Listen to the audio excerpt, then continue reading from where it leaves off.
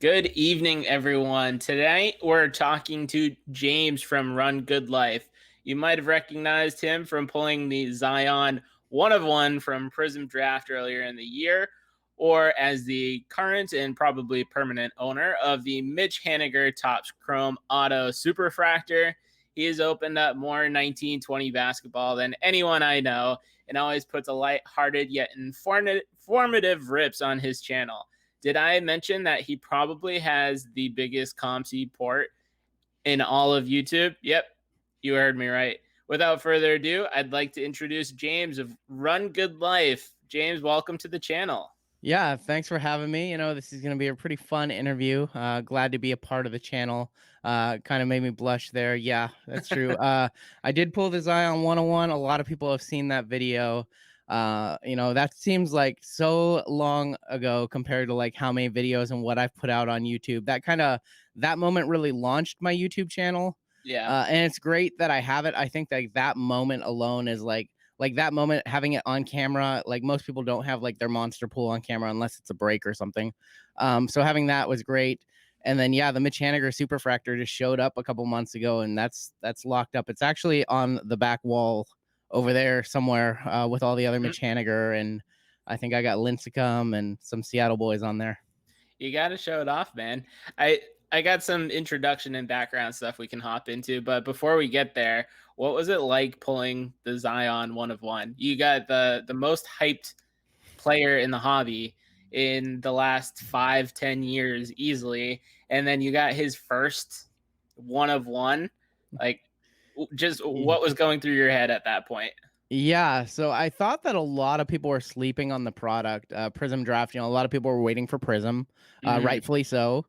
And so that was a product one of the first products for basketball that I like really did my homework with, in terms of like not just buying whatever I found. And I made an early determination, like the mega boxes were the absolute best value, guaranteed auto. Mhm. They were getting a lot of red parallels coming out of them. So for me, it was like, well, damn, half the box is parallels. Like, let's just try and find those. And so I drove around a lot locally looking for them. I also think I bought like 8 of them online. But that particular box, this is a fun story. So I had the day off work. It was a Friday. And I was selling one of my old DSLRs on OfferUp. I met Mhm. somebody like 40 miles away from I drove 40 miles to like meet this person. And then I looked and I saw that I was only like 6 miles away from a Target that I never go to. And so I Mhm. go to that Target. It's like 3. And so I'm like, oh, I'll just go to this Target. Cool.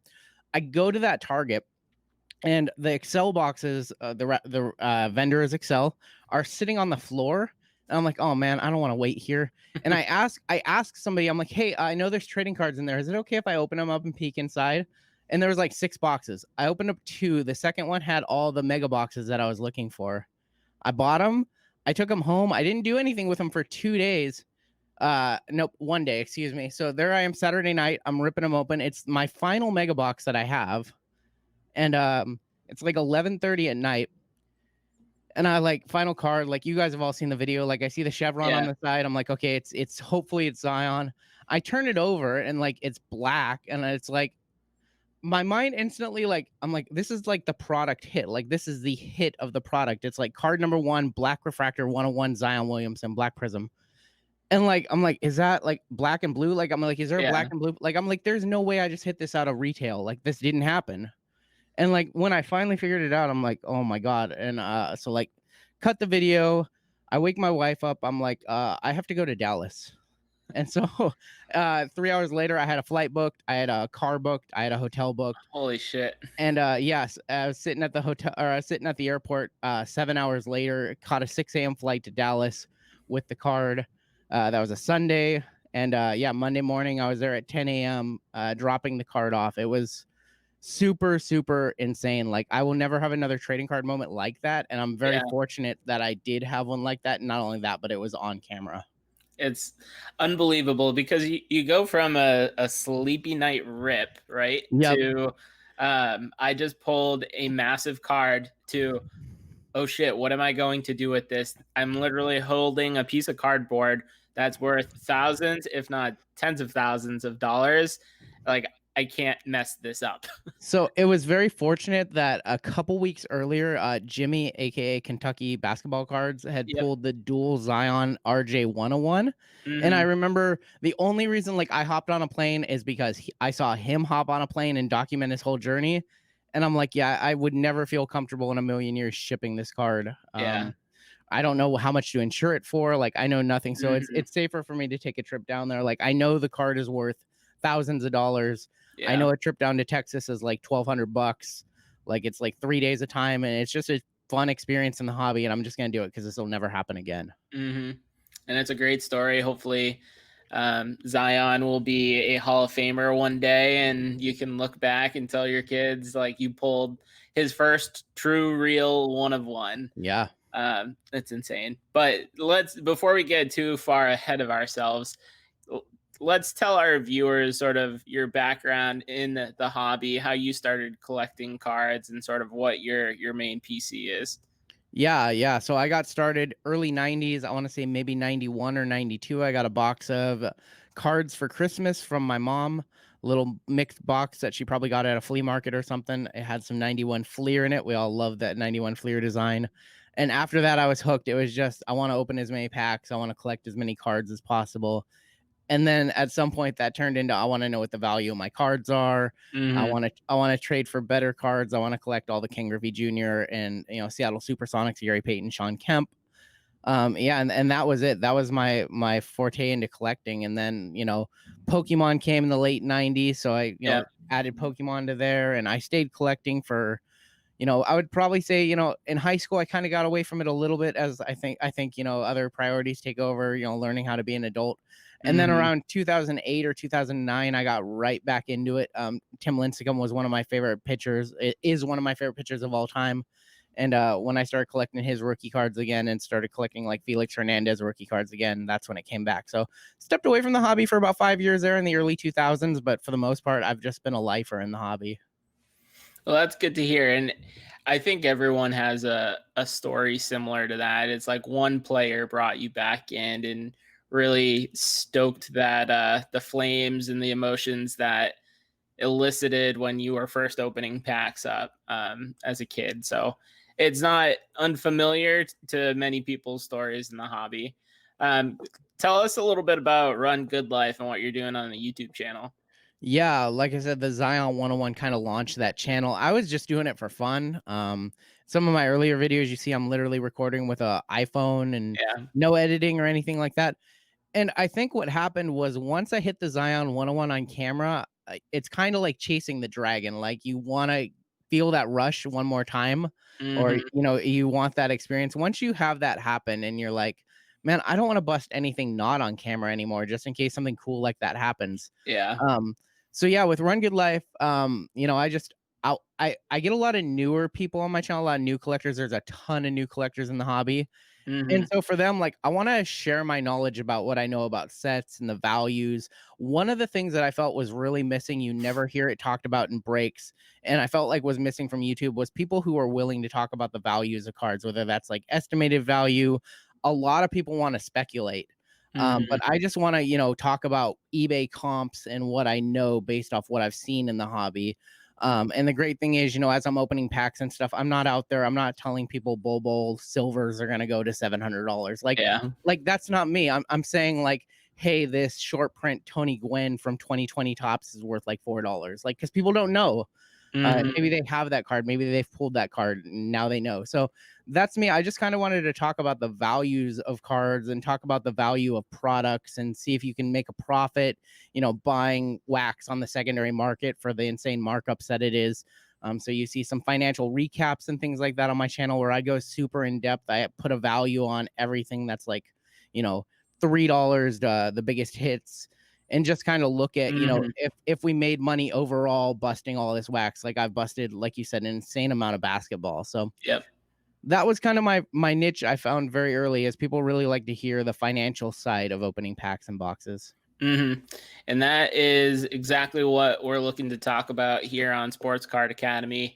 Um, there is value in boxes outside of your Zions, your RJs. If you're looking at baseball this year, outside of Robert and Jordan, um, but it's really tough because those parallels outside of the big chase cards aren't getting any coverage anywhere. So a lot of people will rip it open. They'll keep their rookies and their superstars, and they'll throw the rest of it in the trash. And that's not what the hobby should be about. If you're not going to be able to flip it for a couple bucks or give it to someone that's going to appreciate it in their collection, at least donate it to Cards for Kids or something along those lines. But I'll use that as a jumping off point to transition to, like, how would you go about getting to know a particular product or a player's market?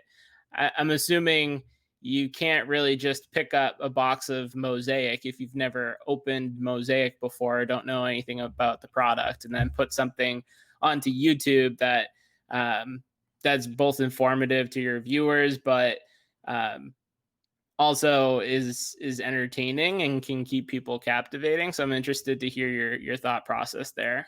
Yeah, I think that in terms of product releases, it's very cyclical. So every year we see the same products around the same time. So if you're new in the hobby and you're coming in March of 2020, you just keep in mind what you saw in March of 2020 next year in March of 2021. Kind of remember which products you hit well out of, and Mhm. which products didn't really grow in value. If you're holding a lot of those cards from 2020 next year, just take a look around. Unfortunately, with basketball, not unfortunately, but with basketball as hot as it is, it really doesn't matter what you open. Um, Mhm. but, but with baseball, I mean, maybe you opened a bunch of Panini Donruss or whatever, and that's not going to have the same value as 2020 Series 1. So maybe next year you don't bust as much John Russ. So for that, it's just about learning a products market. To me, is much harder than learning a player's market, Mhm. because there are a lot of products out there that I really either just won't bust or I'm just really not very bullish on. Like Yeah. Mosaic, I was very bullish on because it's the first year, and we're seeing right now what like the first year Prisms are doing for basketball. Mhm. So for me, that was kind of a no brainer. But now you look at a product like Obsidian, for example, like high risk, high reward. It's like what, like 7 cards per pack for like 500, or 7 cards per box for like $500, right? It's insane. And it's like that product already exists, and it's called Court Kings, and that's Mhm. same thing. Court Kings and Crown Royal. So there's these like several basketball products that are like a few cards, also Prism Choice. And it's like, for me, those products just will never produce a value. It's like almost pure gambling because you're not getting any base cards, you're not getting any inserts. You're purely gambling on, are you going to hit like the top rookies or a big auto or a 101 or something crazy. In terms of player market, for me, it's just that's the easy part. Just start, go to like COMC, go to eBay, just type in the player's name and just look at cards, look at completed sales and their volume. Type in, John Morant Prism, and then Mhm. type in John Morant Optic, and you'll see the disparity that Prism sells more than Optic. And you could just look at search results and don't just look at prices, look at volume as well. So for Mhm. me, that's easy. If you follow sports, if you're watching basketball in the bubble right now, like you should know that TJ Warren cards are insane. You don't even need to go look up Yeah. TJ Warren on eBay. You just know, oh, 50-point game. Like nobody was on this guy. Yeah, he's gonna be crazy. Michael Porter Jr. Yeah, like there's things that you can look at in stat lines, and as you're watching the game of sports, and think about how that transitions to the trading card world, because everybody's speculating right now. Mhm. So you don't even really need to go look at the comps. You should just know that if a player you've never heard of goes off, Yeah. like their market's probably super hot. Yeah. It's a fine game to play, right? Because you don't want to be in too late if you're like looking to flip something on COMC and you're the one buying Cam Newton cards the day after it's announced that he's traded to the Patriots for 15 bucks a pop, because you've already Right. missed your opportunity. The same thing could be said about Bull, Michael Porter Jr.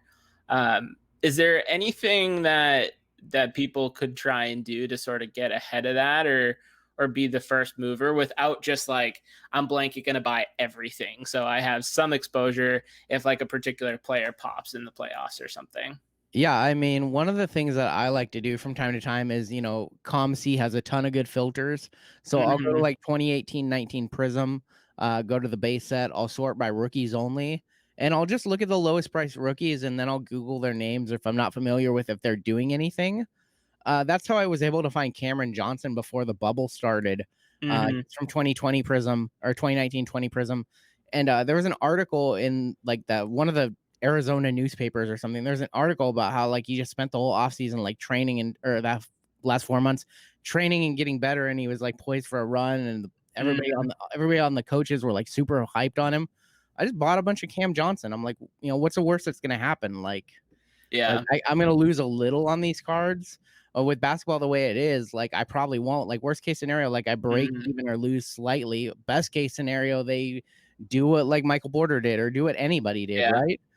And so for me, it's just I just look at cards that I think are undervalued, look at rookie cards from the last few years of rookie classes, see who might be the next person to blow up, really. And Mm-hmm. that's not just card related. That's just doing Google searches, just reading about what the player is up to, looking at the news and seeing if there's Yeah. anything in the news, maybe they had a bad, maybe they had like a run in with the police or something. Like I don't want to put money on a guy like that who has personal problems. Like Yeah. but when I see that Cam Johnson just spent 4 months as a rookie, like 4 months off, like it'd be very easy to like we heard Luca like got a little out of shape and had some fun. It'd be very easy to Yeah. do that as a rookie, but like I like a player's character when he spends 4 months just wanting to get better, So I say just look for undervalued, don't just want to hop on the guy who's, doing 15 points a game and is, slowly building himself up. You got to look for the next guy.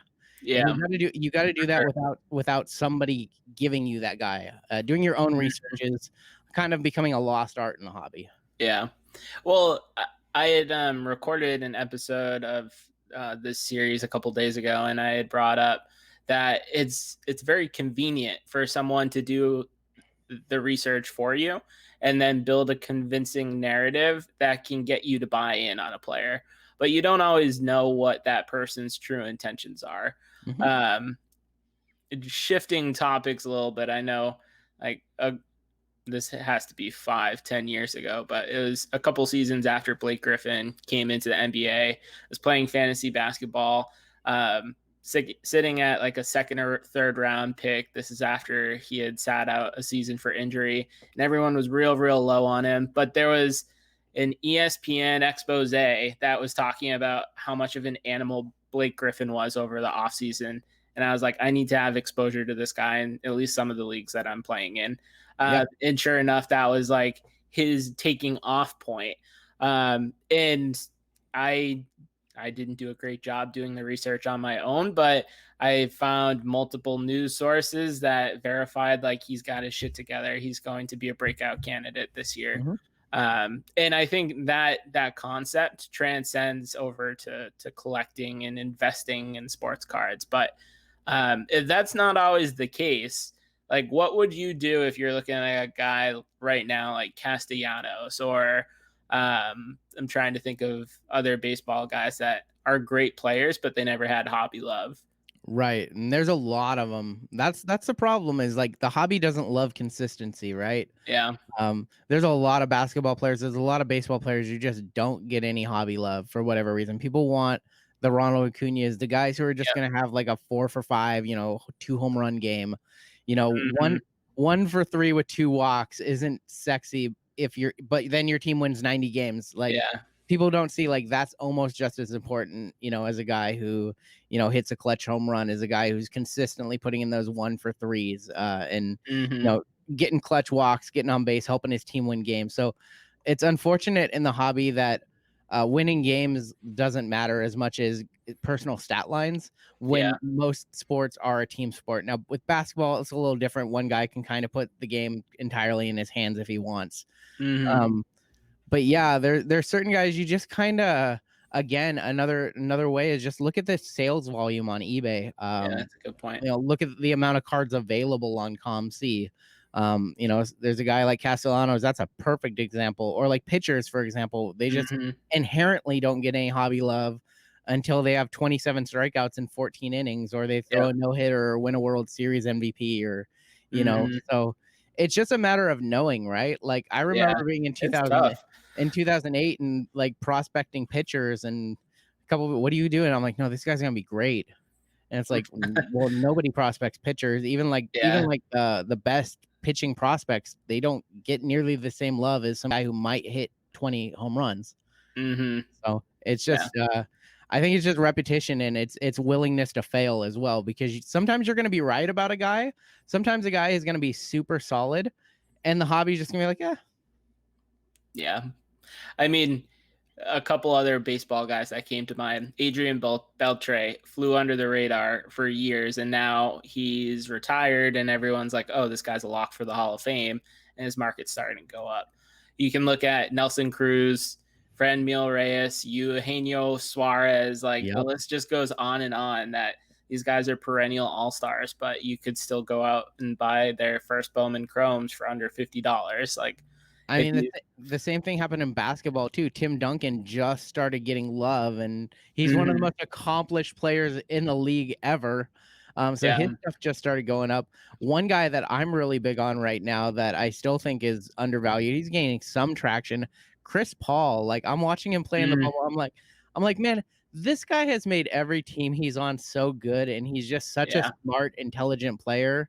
And like, you look at the price of his chromes compared to, look at his chromes compared to other players' prisms, and you're just like, what is going on? Like, why? Like, this guy is a lock for the Hall of Fame. He's great. He's got a few more years left in him. Like, just no hobby love. Yeah. And I feel like we're going to run out of guys that is the case for sooner rather than later, because everyone's trying to find that next play. Right. And then, like, as many good basketball players as there are out there, there's not an infinite amount. So maybe you're going to see like second and third tier guys, their markets bump. Yep. But I want to revisit something you said at the beginning of sort of this market conversation, talking about products and the way that you saw things play out last year. When you're looking at a product, how do you refamiliarize yourself with what happened last year? A year is a long time in the hobby, and we know past performance is a good indicator of how things can go, but it's not necessarily the be all end all. So as Panini or Topps is coming out with their release calendar, what do you do to better inform yourself before you go and drop all this money on items that you're not confident you're going to get a good return on? Yeah. So for me, one of the things that I like to do, cardboardconnection.com is an amazing resource. You get a glimpse of what's coming up on the calendar. And then if you're not familiar with the product, you can look at what they have for the last year's. That's how I kind of looked at Court Kings when I decided not to do any Court Kings this year. I was just like, man, I know Court Kings. I was looking at the checklist from last year. I'm just like, I don't see the value here. Yeah. It's one of the reasons Cardboard Connection is the reason why I stumbled on 2017-18 Prizm before it blew up. Now those boxes are insane, but if you look at my channel, yeah, so if you look at my channel back in like March or April, I did 5 hobby boxes of 2017-18 Fast Break Prizm that I bought from Blowout for $162 a box or something like that. And now those boxes are $660. Now, I didn't just do that, but I hit a Fast Break Purple number to 75 Jason Tatum, which is insane. And when I hit it, I was like, oh, this is like a $800 to $1,000. Unfortunately, it came back at 9. But I still have that card, and now I'm looking at like, this is like a $2,000 to $3,000 card, and all that was is because it was stuck at BGS. Like, I could have sold it raw. Yeah. So for me, it's just I use Cardboard Connection, and it's really, if I don't like the design of a card, like a product, I just won't buy it. Yeah. That's big for me. Like, I have to enjoy the product as well. And there's just a lot of products out there. I'll be the first to admit, like, I don't follow the minor leagues of baseball as much as I should, especially like the draft guys. So like Bowman Draft later this year, I'm going to rip some of it, but that's not the product for me. Just because I don't have that level of expertise when talking about those guys. Same with Bowman 2020. Like, there's a bunch of guys in that set that I didn't know and had to familiarize myself with as I was ripping it. Because my first couple of videos were a little bit rough in terms of only knowing the big names.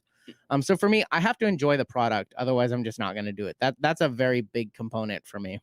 And I think that's something that everyone should really take away. I love Bowman as much as the next guy, but I opened up a blaster last night, and what was I doing? I was putting all the paper cards to the end of the stack and going right to the 2 or 3 chrome cards Yep. that are in each pack. And it's like, all right, you're spending the money for the enjoyment of this rip, but only a tiny portion of each pack is enjoyable to you. And I get like you gotta pay up if you want to have that Bowman experience, but it's just something that you really gotta keep at the back of your mind and something you gotta consider. Absolutely. So you had mentioned cardboard connection. Are there any other sort of tools, resources that you use personally to sort of familiarize yourself to shorten the learning curve up, whether it's a market or a player? Yeah, so for me, it's, it's eBay comps, constantly looking at eBay, constantly, when you're doing that, a lot of people just like look at comps, they don't go by recent comps. So Hmm. going to that ended recently filter, that's always important. I use COMC a lot. I think one thing so I know almost nothing about soccer, right? And I'm Yeah. trying to learn. I know the top guys, but other than that, Mbappe. yeah, yeah, right.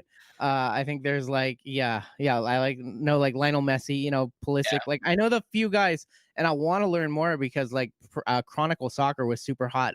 I ripped some, and I had no idea what I was looking at. And I like the audio track is so bad that now I'm gonna have to do like a watch along with somebody who actually knows soccer to tell me if anything I hit was good.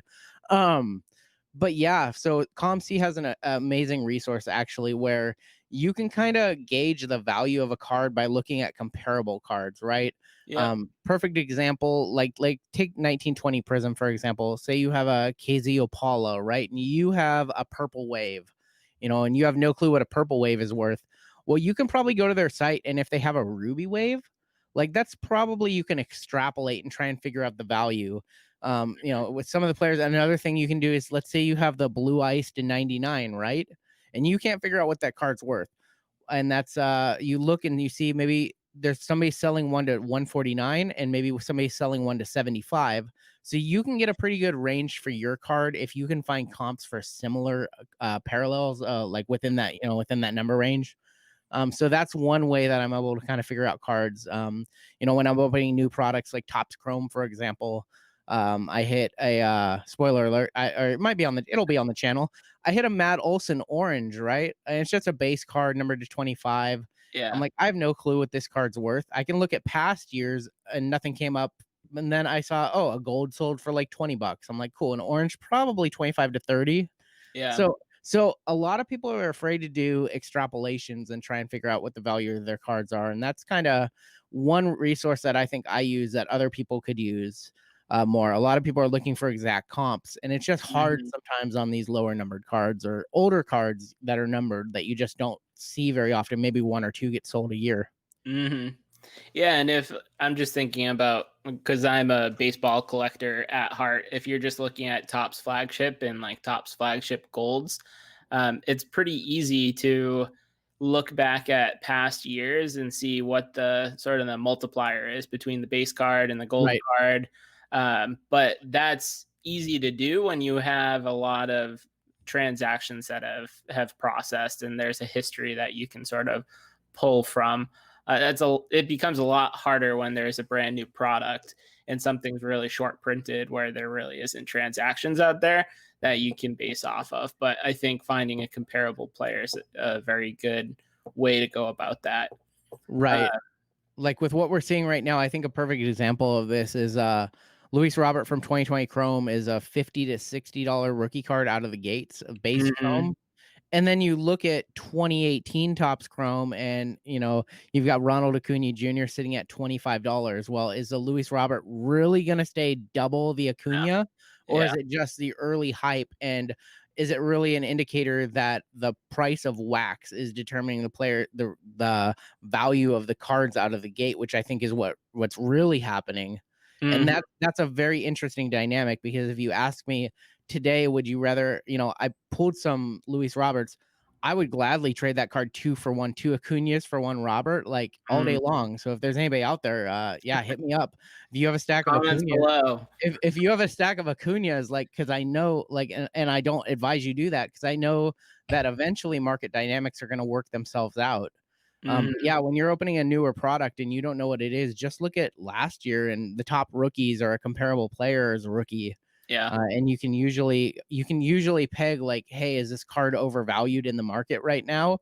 On the other case, occasionally you'll find, is this card undervalued from 2 years ago? If the Mhm. Robert stay in 2 months, if the Robert stays at $50, there's no way the Acuna should stay at $25, right? Yeah. Yep. So so the market, it's really interesting right now with wax driving the market. It's like everything else either has to catch up or a major correction has to take place. Mhm. Now, do you inherently have like a repository in your head of what cards are worth, or is there something that triggers you to say like, damn, this card is selling real steep right now, I think I gotta go check a couple players out? Yeah, I kind of do have that repository. I tend to be able to like ballpark a card really, really well. Hmm. Um, and I would just say hours and hundreds of hours on Yeah. COMC has kind of really created that bank of knowledge. When I started going to the national, my first year was in 2016. I realized that I was only really good at the value of cards when I had all the tools available to me all at once. Yeah. And sitting there in a $5 box every time on eBay, looking at comp, that's not reasonable when you've got 100,000 table, not 100,000, but you've got 400 tables or whatever, Yeah. 1,000 tables to look at. It's not reasonable. Also, Hmm. I think it's a little annoying to people when you're sitting there for 20 minutes, when there's other people who want to look in that box. Yeah. So I basically, after that, my eyes were open. I'm like, man, if I want to go to these shows and if I want to buy cards at shows and then sell them online, like I have to get really good at knowing the value of these cards, or at least a ballpark. So that's when I just started kind of building and basing like that knowledge off of like landmark cards from that particular year. My two sports are baseball and basketball. I don't know Yeah. football as well. And hockey, we just got a hockey team in Seattle. Seattle's So getting the team, the Krakens. yeah, so I'm hoping, I tried to do it with the Vegas Golden Knights, and I just, they have to be local for me to have that passion. So I'm Yeah. gonna be watching hockey games. So hopefully I'll start picking up on that. And like I said, I want to learn soccer, but baseball, basketball are my two main areas of focus. And I just base it around like, I base all my knowledge around rookie cards and also the top Hmm. players in the league. Yep. So I know the market pretty strong when it comes to my LeBrons, when it comes to Kawhis, Anthony Davis. Like I just try and learn Giannis. Those guys, I just kind of try and learn and memorize some of the values of their cards throughout the years of their career. And then sometimes I just buy a card if I like it, and if I Yeah. don't know the price, I'll just on COMC, I'll just hit a buy it now without doing any research. Like I just bought a 16-17 Prizm, like a Starburst, or it looks like an X-Fractor. I think they call it a Starburst that year. It was like $45. I just like the look of the card, and I'm just like, yeah, Hmm. that seems right. But I couldn't find any comps on it. So Yeah. It's tough with how quickly everything's changing. I had another series on the channel, Cardi-C, the Stairway to 1K or something, where I took a $200 investment and was just trying to buy and sell up to $1,000. But my sweet spot was 2019 Series 2, just buying Tatis, Alonso, and Eloy all day, yeah, and Tatis was a $10 card. Alonzo was a $5 card, and Eloy was a $3 card.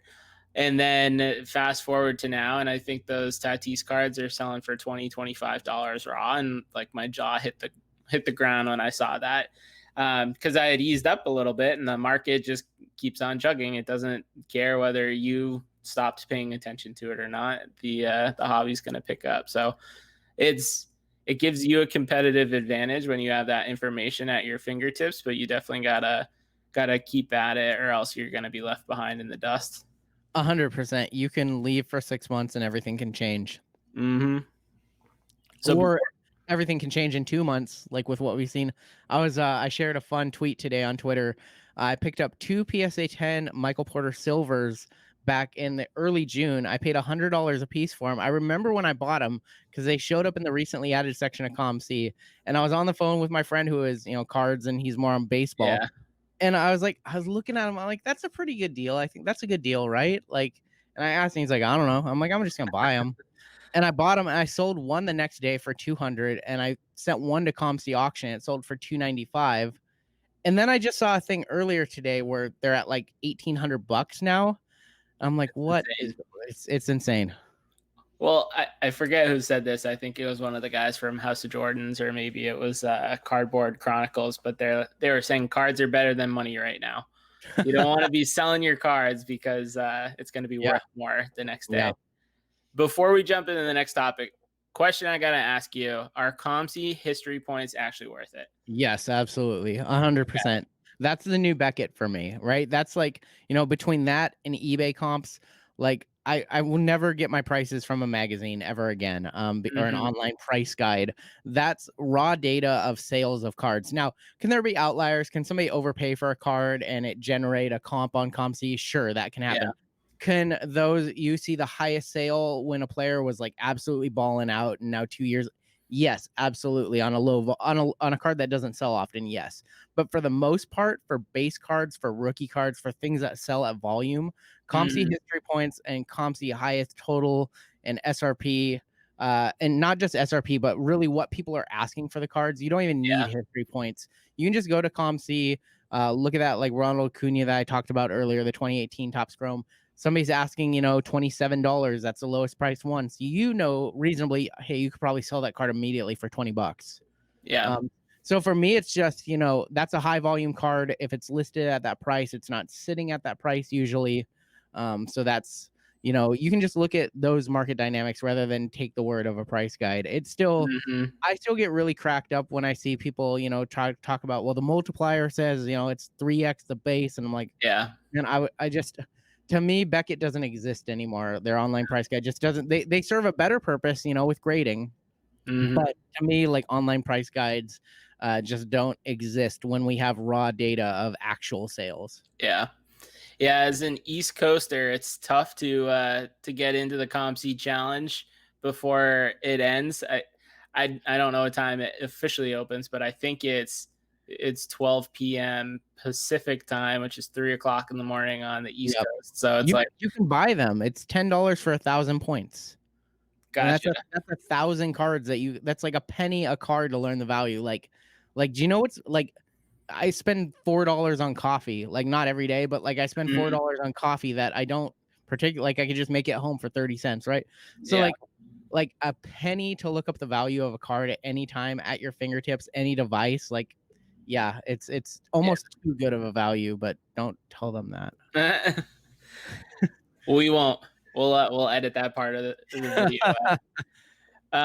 So do you think that someone can be successful buying and selling cards if one, they're not a sports fan, or two, they are a sports fan, but they're not actively watching the sport? Absolutely. But they're gonna have to out hustle the people who are sports fans. So yeah, I'm a big believer that if you want to put in the work, you don't have to watch basketball games, you don't have to watch hockey games. I flip some soccer cards on COMC and I don't really watch soccer, but it's Yeah. because I know I have the tools to figure out what those cards are worth. Yeah. So yeah, if you're willing to put in the work, 100% you can make money in this market. Now, do true collectors and people who've been in the hobby forever want you to make that money? That's another debate, right? Yeah.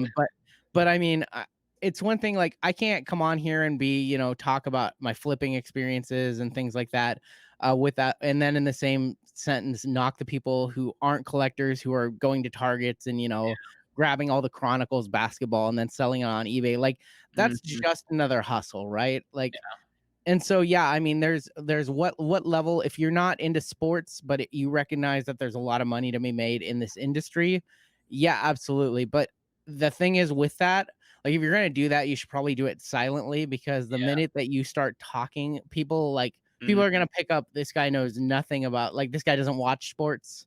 Yep. But yeah, absolutely, if you have the hustle and the drive and if you know the tools, yeah, I mean, there's people, I have friends who flip, things on eBay, things that they buy at garage sales and Goodwill, things that I would never see value in. And Mhm. that isn't, what they're looking for. But yeah, they know how to make money on that, and figure out what the value of this painting is or something like that. I Yeah. follow the Reddit, the flipping community on Reddit. And I'm Mhm. just amazed at some of the profit and some of the things that people are willing to put a lot of money in. I bought, 200 of these, and, so yeah, you can flip anything if you just have the tools, I guess. Yeah. Yeah, it's funny that you had mentioned it, like it's probably better for those folks to just stay silent. My brother used to be into like trading beers a lot. Right. And some of these beers get real lucrative, like number one chocolate milk stout on the planet, Hmm. uh, sell for hundreds and hundreds of dollars. But if you're caught in a pretty small community buying and selling these very low production IPAs and craft beers, you're labeled as a shitlord in the community, Yep. and people stop dealing with you. You're not going to get anything sent their way. There's people in the trading community that forsake profit in terms of like I'm going to buy this beer, I'm going to sell it at a markup, and then I'm going to pocket the money Right. so that they could just have um, sort of an honest trading community, and everyone sort of they have a level playing field to get the beers that they want. So it's just interesting comparing hobbies and how like I think it's accepted in the baseball card community and the card community in general. You might get a little bit of flack, but like no one's calling you a shitlord on Twitter as much as I know at least. That's a good word. I like that. So let's see what else do we got here. So the rise of base cards has been very lucrative and it's led to a lot of new players entering the market. Um, Examples include StockX. StockX is getting into the game. Star Stock is going to be a direct competitor to COMC. You got Card Ladder, Sport Card Investors, Market Mover Tools. Slab Stocks is coming up with their own sort of tracking and trading app. Do you think that the sports card market is big enough to sustain all these new businesses? I will take a quote from the great Macho Man Randy Savage here. Okay. He once said, "The cream will rise to the top," Yeah. and that's kind of where I feel that it's at now. Can there be more services, and can the hobby support more services? Right now, yes, because we're in a boom period, right? Hmm. But everything is cyclical in the hobby. So at some point, we don't know when, but at some point, it's going to cool off, right? We don't know if that's 1 year, 5 years, 10 years from now, and if all of these services exist, which ones will be able to survive, when the business isn't just hot right now. Hmm. Right now it's very easy to start up a service like that. It's very easy to start up a consignment service or a tracking tool. It's very easy because all of the demand is there. We Yeah. see with grading services, we could see another grading service pop up. We just recently saw one in the like collectible card game world pop up. Yep. I believe CGI, I believe. I might have some initials wrong there. CCG. CCG, there you go. Yeah. And so yeah, we see these services pop up, and because the hobby can support it right now, and because everybody seems to be overloaded, COMC has more cards than they know what to do with, both incoming and outgoing. StockX wants to enter the market, but they want to enter the market on their own terms. They want to only Yeah. do PSA graded and sealed wax. How long before they just start, saying, hey, send us any nice, raw card, or Yeah. something like that. Or, right now they only support certain cards. You can't just send them like a PSA 10 Eddie George. You have to send them a PSA 10 Zion or a PSA 9 Zion, right? Mhm. Um, so all of these new services, Star Stock, you can only send in rookies, and you can only send in rookies from certain sets. I'm not too familiar with Card Ladder. I know about SEI's Market Mover tool. Haven't ever tried it because of the cost of entry, and Yeah. me feeling like I have all the tools I need, and I have Mhm. some other thoughts on SEI. But for the most part, I do think right now the hobby can support them. But Yeah. when the hobby can no longer support them, it'll be interesting to see which ones stay around, who maybe acquires who, Mhm. um, who decides to merge together, because I do think that there could be some interesting partnerships. But Yeah. right now, yes, as long as you're differentiating and you're not a direct ripoff of another service, um, I do think that there's, definitely room for everybody to play nice with one another. But Yeah. I do think that down the line we'll see some aggressive moves. We'll see some of these companies moving on into the other's territory. They're all kind of different right now. They all have a different feel. They all have a unique Mhm. approach. I recently got into Star Stock. I was like, you know what? I have so many of these rookie cards that are like $2 ish. Yeah. I don't want to pay COMC to process, 1,000 of those. I'm just going to send those to Star Stock's way, 0 processing fee up front, 5% transaction fee on the back. That's great. Like, I don't want to do all the work. That's why I love COMC. I don't want to do all the work to list these cards myself. I just want to put a price on them. And so, like, for me, those two play very well together. And if it goes well on Star Stock with this low dollar stuff, maybe I'll look to do some high dollar stuff. I want to see what the volume is like. Yeah. But yeah, right now I think as long as nobody's stepping on toes, I think that there is space for all of these new services.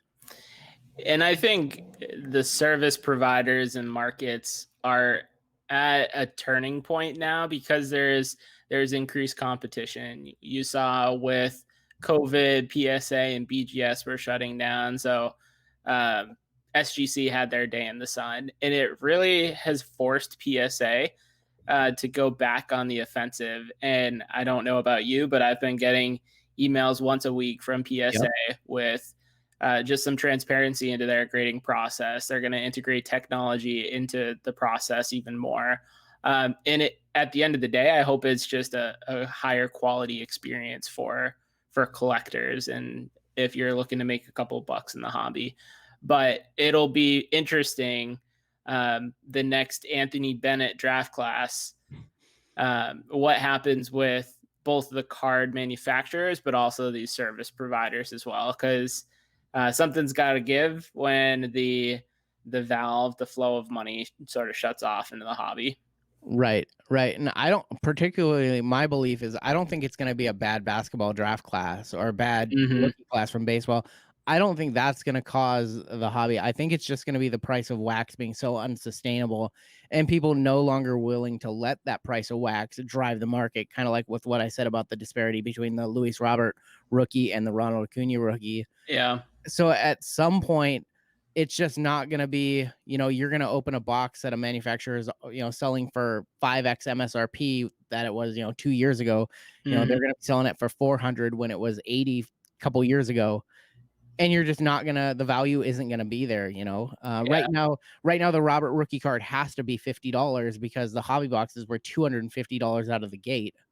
It Hmm. just has to be there. Kind of the same with Prizm right now. If you want to bust 2019-20 Prizm, like the cheapest box you can get is a retail box that's $675, and that's a box of 23 or $4 packs. Like those were like $80 last year. Maybe Yeah. they're a little more, but in previous years, typically that's like a $75-$80 box, and it's just like the value of a Darius Baisley rookie has to be $7. The Yeah. value of a LeBron base card has to be $80. Like the market has to be there because that's where the price of wax is. Hmm. So I think that that's what's scary for me in terms of what the hobby might experience, what the turning point might be. Is just, you know, this is too expensive for anybody to break, other than the people who just have incredible amounts of disposable income.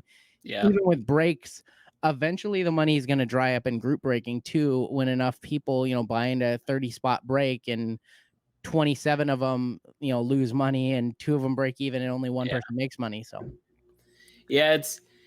It's interesting because I feel like we've sort of hit a point in the market where money is losing its meaning. Um, mhm. like I got some game system set up on my TV behind me, and I remember very clearly, a not long time ago, saying, "Oh, I can't buy PS4 yet. I can only keep my PS3 because that's $300. Like that's $400. That's really expensive. I can't make that plunge yet." And that was $400. That's less than the price of that Prizm retail box that you just said. And Right. there are people that are looking to break a hobby box once a quarter, once a month. Like it's just not sustainable for a lot of people out there, or I guess the traditional collector base. And we'll see whether it just means that it's going to be a shift in the dynamic of who's actually buying boxes up. Um, but only time will tell. For sure. So we're running a little long here, so I'm gonna jump to some of the final questions we got teed up. If you could change one thing in the card hobby landscape right now, what would it be? Distribution of wax, 100%. It's just super unfair right now with the allocations at the distributor level. When you try to buy on Panini's website, it just gets locked up by bots. And then just not knowing when Topps is going to be offering like Topps Chrome on their site, things like that. Yeah. So the flow of information isn't very good coming from these companies, unless you're, tuned into every little newsletter and every social media account. And then Hmm. just the process, right? Like the process is bad right now. It's just kind of like, well, I'm gonna be online at 9 a.m. I hope that the bots don't lock up the site and I can get my 2 boxes. Um, so I would change that. I would switch over to the Nike sneakers app system. It's kind of like a raffle system where Hmm. you just, you want the shoe. It comes out at 7 a.m. I wear size 12. I say I want size 12. I give them my credit card information. I get entered into the raffle. I either get the shoe or I don't. And Hmm. I feel like that's fair, right? Like Yeah. now maybe there are people with 5 or 10 entries in the system, but I don't know that, right? But when I go to Panini's website and I can't add Mhm. to cart because it says server, busy, I know that I'm just getting botted out, right? Like Yeah. so I would fix the distribution of wax. I would also I'm pretty grossed out by the fact that Panini's charging, with Chronicles, we saw $894 a hobby box when that was $125 last year. And Yeah. I get that everything's up and I get that the manufacturers want to turn profit. Topps Chrome is even up at retail. Blasters are now $22. And I get that. And that's very reasonable, with the hobby the way it is. A couple, Mhm. going up 10% is one thing. Going up 5x is a whole nother thing. Yeah. Especially with Panini, you can hear interviews with Tracy where he's saying, hey, these boxes weren't designed to produce X number of value, Mhm. but we're going to sell it on our own website at a price that it wasn't designed. So it's like they're directly contradicting themselves. So I Yeah. would just like to see the price of wax be more regulated because I think right now it's 100% a cash grab. And I think that that's going to be the biggest attributor to the hobby kind of souring on people. Yeah. I think once people open enough product and they just realize that they're just not getting anywhere near their buy-in back, and product. Let's set the facts straight. Is like in past years, you don't expect to make your money back on products, but with Topps Chrome, typically you make about 40 to 50% back on an average box. I want to say, especially if you're selling singles on COMC, and selling all the rookies and things like that. Occasionally you get a good box and you make money, right? If you hit that 1 or 2 boxes in the case. But now we're seeing, I'm just looking at the economics of this product of Panini Chronicles basketball. And I'm like, what card? A lot of the times I think, like, what is the most reasonable expectation for a card I'm going to hit? What is that card?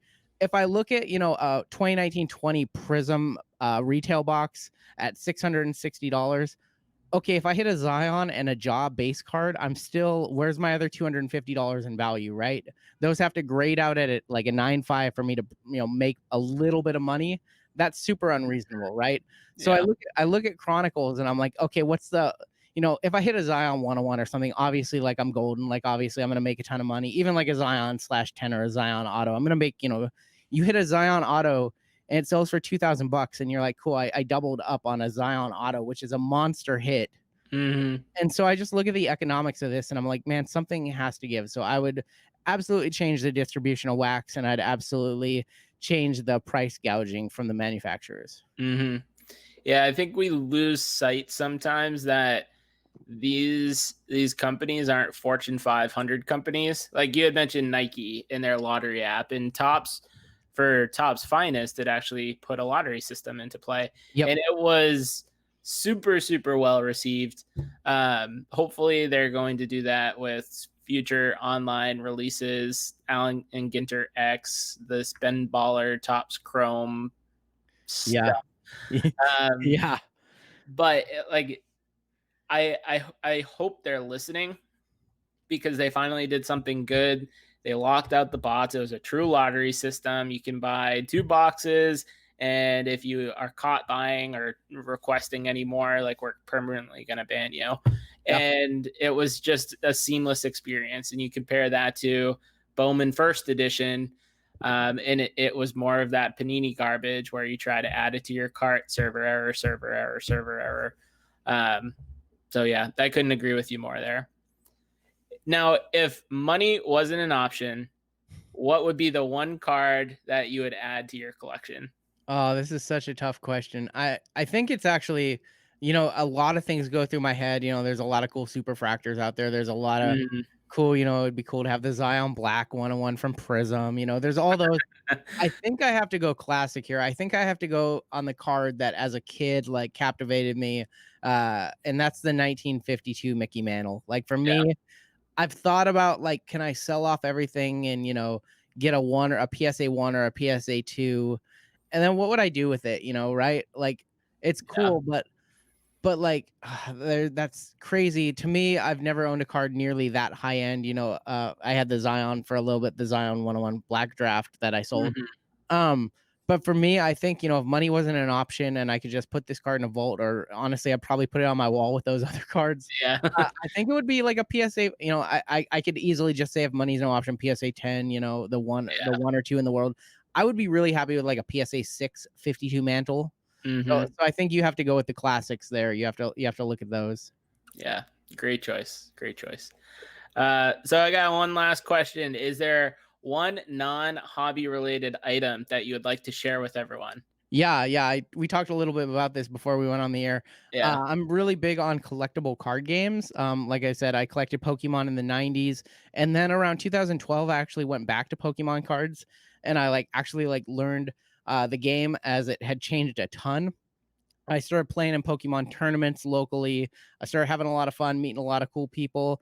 Decided to go for my invite to the 2013 Pokemon World Championship. Got my invite, and then I finished third at the 2013 Pokemon World Championship for the trading card game. It's just kind of that's a whole different life ago to me. Yeah. Because I was playing Pokemon tournaments 2 times a week for stretches of 2 months at a time. That when we'd have a little bit of an off period, then we travel to like California. I did a whole lot of driving around the West Coast. I flew to the East Coast a couple of times. So yeah, I almost won a Pokemon World Championship, and I'm working on a video talking about that on my channel. But it's currently sitting on a hard drive that I can't access in a Uh, dead computer. So ETA probably 2021 at that point, because I'm really fleshing it out and I really want it to be great. I have some yeah. interviews with some of my old competitors and friends. So yeah, that's something that I don't think a lot of people really know. But if you're really interested, hit me up and I can send you a link to some of my matches and stuff. And it's crazy. It's just a That's whole awesome. different life ago before I was married, and before I was really, really involved in the card flipping aspect back when I was just kind of collecting baseball cards. But there Mhm. was a period there where Pokemon cards were everything to me.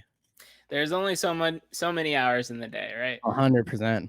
Now, if you won? Would you have gotten a bracelet like the World Series of Poker? No, but I No. have a Pikachu trophy sitting in my living room right now.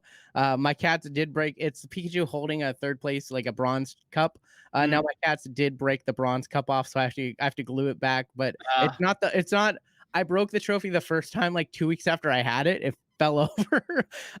So no, I got a trophy. I got like $5,000. I got a paid trip to the World Championship the next year. wow. And I got a card that, of course, I sold to a super collector. They only make 6 of them every year for the people who finish 1, 2, 3.